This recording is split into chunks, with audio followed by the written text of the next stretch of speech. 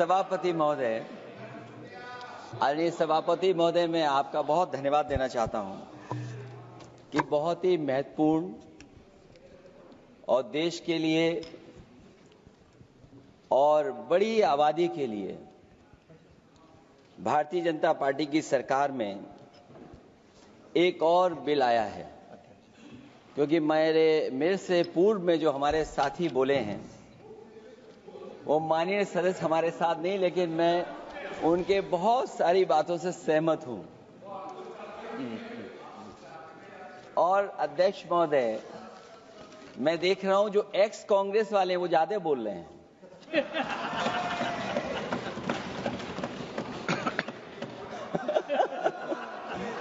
आदरणीय अध्यक्ष महोदय,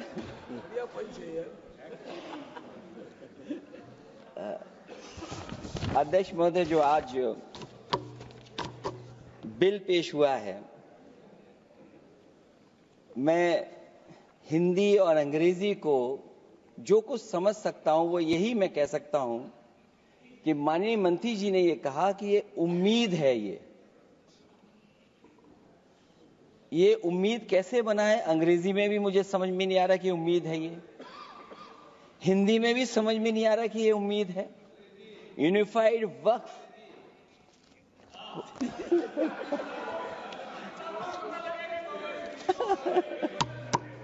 अध्यक्ष महोदय, यूनिफाइड वक्फ मैनेजमेंट अध्यक्ष महोदय, ये अध्यक्ष महोदय, मैं समझ सकता हूं कि मैं वो बात छेड़ना नहीं चाहता था, लेकिन क्या करूं, मजबूरी है अब। अध्यक्ष महोदय, अभी माननीय सदस्य लोग ये कह रहे हैं कि हमारे सदस्य नहीं है यहां पर जो हमारे साथी हैं, लेकिन अध्यक्ष महोदय मैं ये कहना चाहता हूं, अध्यक्ष महोदय मैं ये कहना चाहता हूं, ये जो बिल लाया जा रहा है, भारतीय जनता पार्टी में एक मुकाबला चल रहा है। भारतीय जनता पार्टी के अंदर मुकाबला चल रहा है कि खराब हिंदू कौन बड़ा है। और ये बात अध्यक्ष महोदय मैं ऐसे ही नहीं कह रहा हूं। जो पार्टी ये कहती हो कि दुनिया की सबसे बड़ी पार्टी है, अध्यक्ष महोदय वो अपना राष्ट्रीय अध्यक्ष नहीं चुन पाए अभी तक। अध्यक्ष महोदय, भारतीय जनता पार्टी क्या है?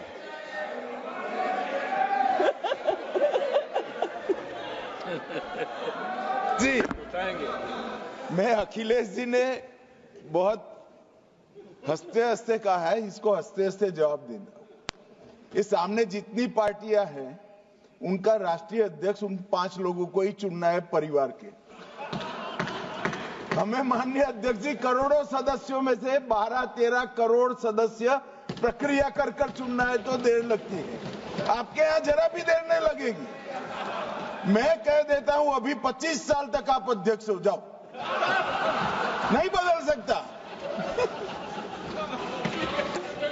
अध्यक्ष महोदय, क्योंकि जो बात निकल के आई है वो मैं फिर आगे बढ़ा दूं।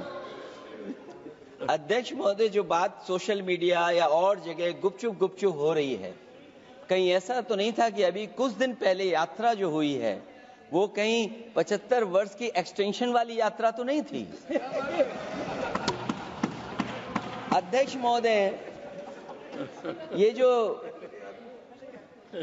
इस बार जो वक्फ बिल आया है, नाकामी का पर्दा इस बार है वक्फ बिल। और नाकामी को एक आध नहीं है, मैं कई नाकामियां बता सकता हूं। अभी मैं माननीय सदस्यों को सुन रहा था, वो पुराने कई बिल उनके बारे में चर्चा कर रहे थे कि कितने प्रोग्रेसिव बिल लेकर के आए हैं। मुझे याद है मैं उत्तर प्रदेश में उस समय था और मुझे लगा कि शायद इनकी वो बात ठीक होगी। एक ये बहुत तैयारी के साथ फैसला लेकर के आए थे और फैसला ये लिया था आधी रात के आज के बाद नोट नहीं चलेंगे, नोट बंद हो जाएंगे। अध्यक्ष महोदय, उस नोटबंदी नाकामी के बारे में भी तो चर्चा हो जाए कि अभी भी न जाने कितनी जगह पर कितना रुपया निकला जा रहा है। कितना निकल करके आ रहा है।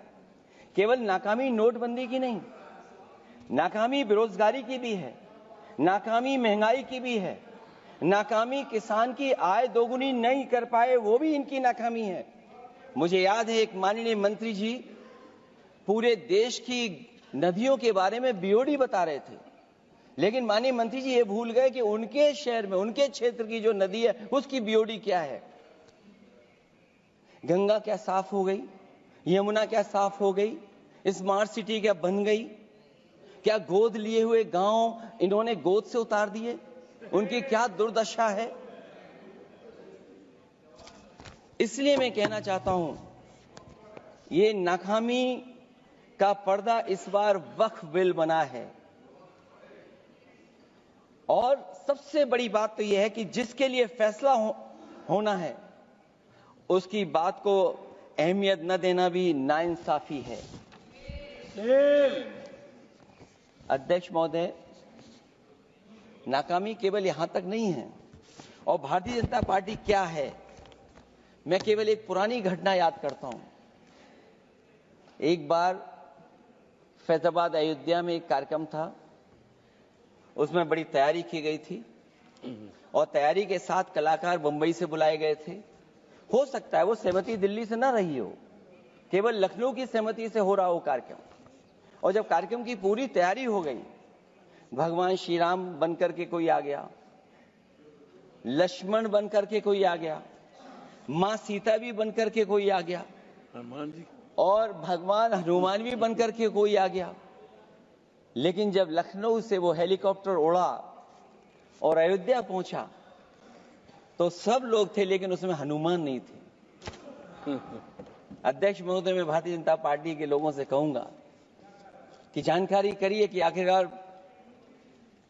भगवान श्री राम थे, लक्ष्मण थे, सीता थी, लेकिन हनुमान क्यों नहीं थे? हनुमान इसलिए नहीं थे, शायद उनकी जात या धर्म कुछ और था। अध्यक्ष महोदय, ये देश मिली जुली संस्कृति से चला है। कुछ हमने सीखा, कुछ उन्होंने सिखाया। और जो लोग ये कहते हैं कि हम सबको बराबरी का हक देते हैं, अभी कुछ दिन पहले ईद निकली है।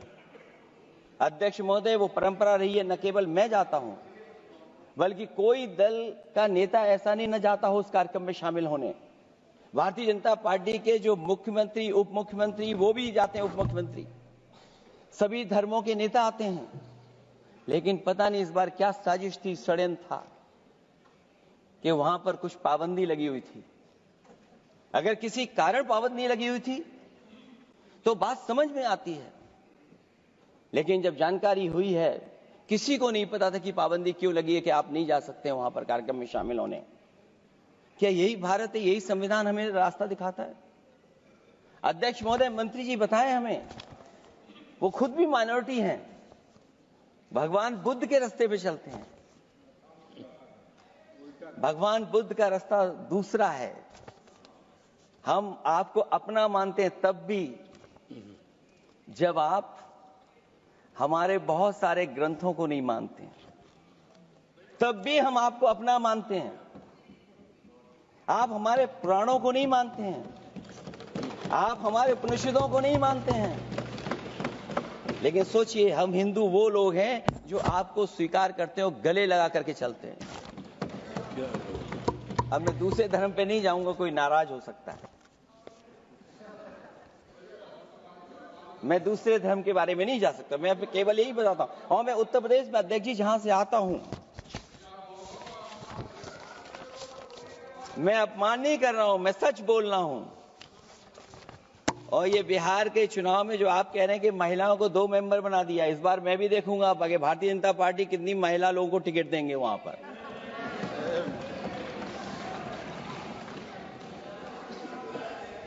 अध्यक्ष महोदय, भाजपा जब भी कोई नया बिल लाती है तो वो अपनी नाकामी छुपाती है। भाजपा वाले मुसलमान भाइयों की वक्फ की जमीन चिन्हित करने की बात कर रहे हैं, जिससे महाकुंभ में जो हिंदू मारे गए हैं या खो गए हैं उनको चिन्हित करने की बात पर पर्दा पड़ जाए। अध्यक्ष महोदय, मुझे खुशी इस बात की कि हमारा धर्म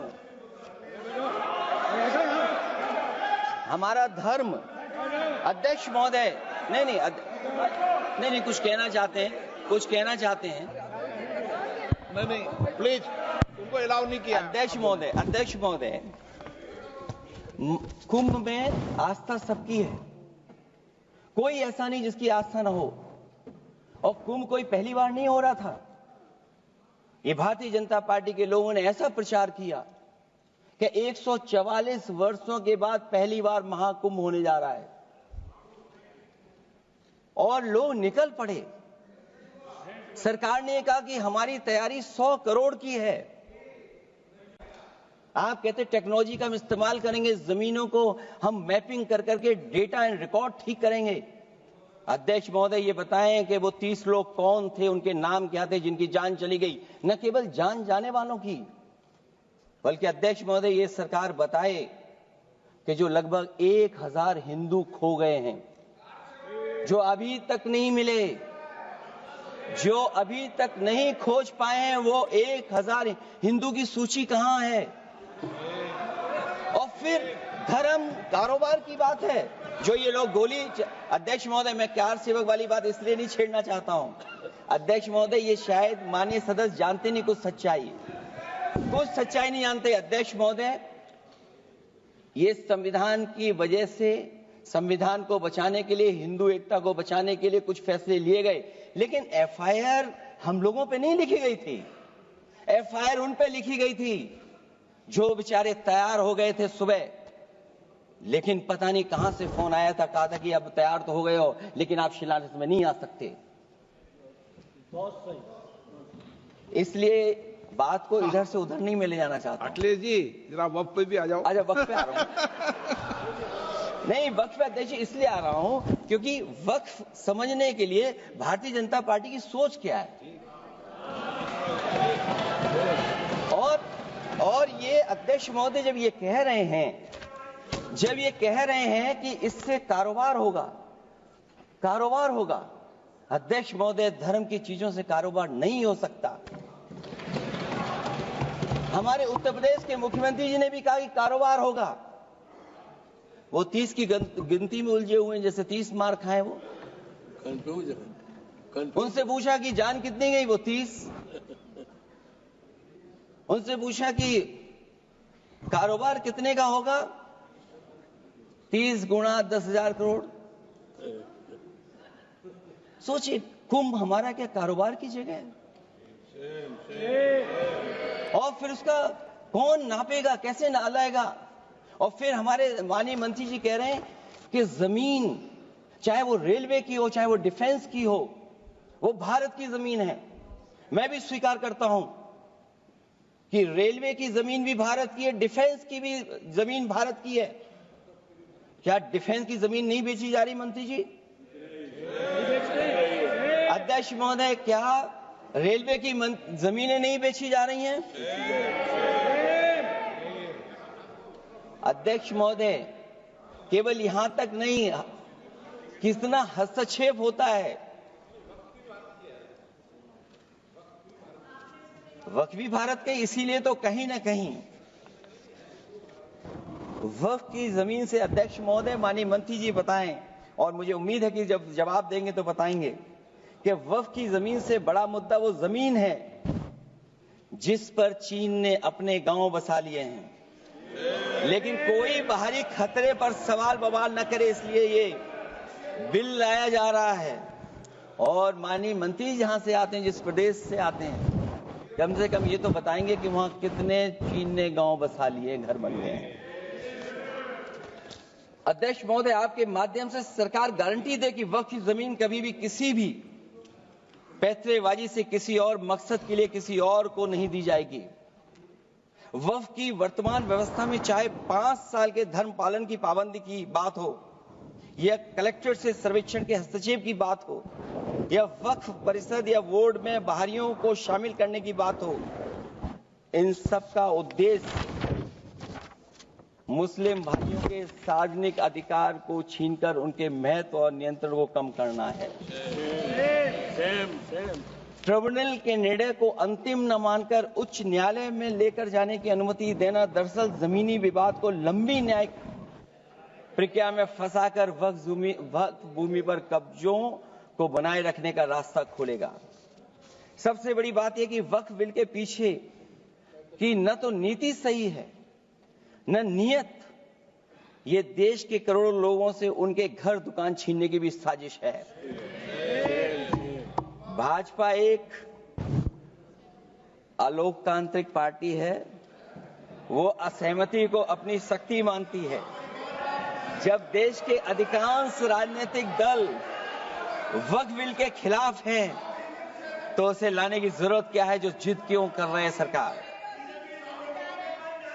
वक्फ बिल का लाना भाजपा की सियासी हट है।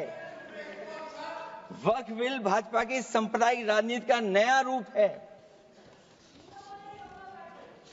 वो तो आपको काटेगा, और इसलिए काटेगा कि अध्यक्ष महोदय बाहर ये लिखते हैं सत्यमेव जयते, बाहर है लिखते सत्यमेव जयते, भाजपाई अंदर असत्य बात कहते।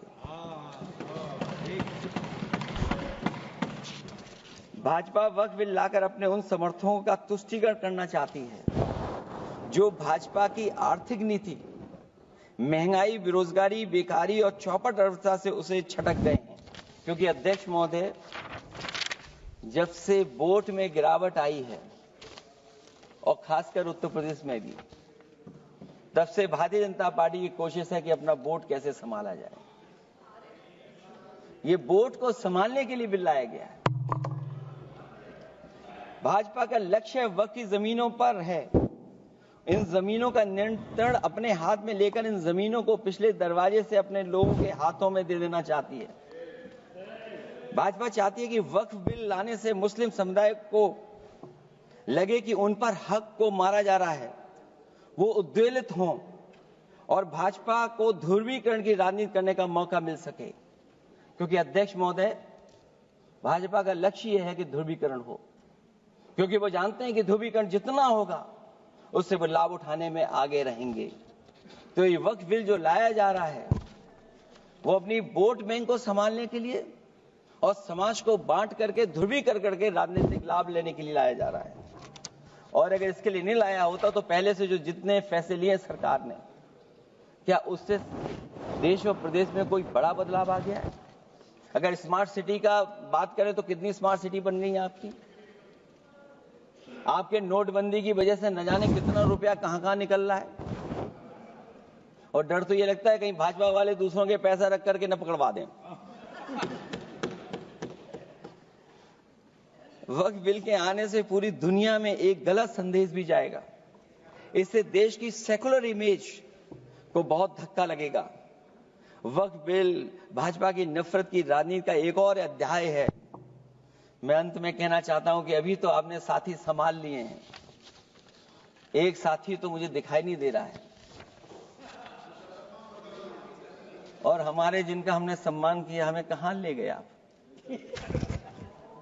और हमें यहां छोड़ गए आप, हमें छोड़ गए। हमें देखिए सभापति महोदय देखिए राजनीति क्या है। हमने आपका हाथ पकड़ा और हम यहां आ गए, और आप हमारा हाथ छुड़ा करके वहां चले गए। इसलिए देखिएगा कब हमारा इनका हाथ मिल जाए।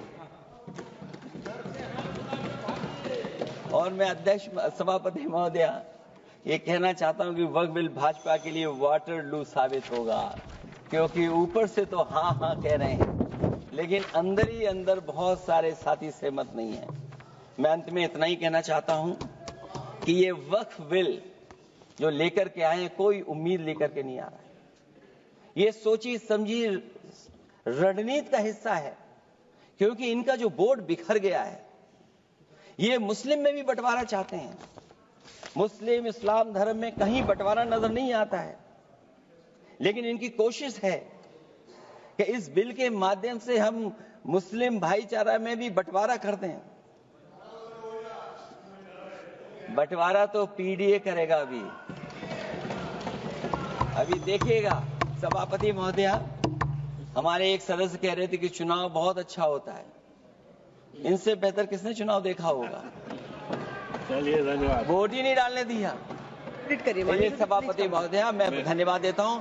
मैं और अपने दल और साथियों के साथ कहता हूं कि समाजवादी पार्टी बिल का विरोध करती है, वोट पड़ेगा तो हम इसके खिलाफ वोट डालने जा रहे हैं।